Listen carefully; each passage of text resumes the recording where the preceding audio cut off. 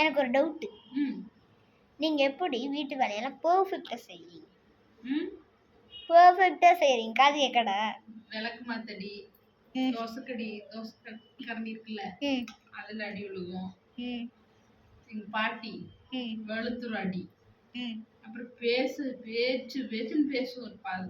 உங்க தமிழ்ல வசனம் பேச ஆரம்பிச்சா காதுல ரத்தமே வந்துரும். அப்படி பேசும். இத்தனை பேச்சு வாங்கறதுக்கு நம்மளு வேலையே செஞ்சிடலாம்ல. அதான் அப்படி பழகினதுதான் இன்னைக்கு.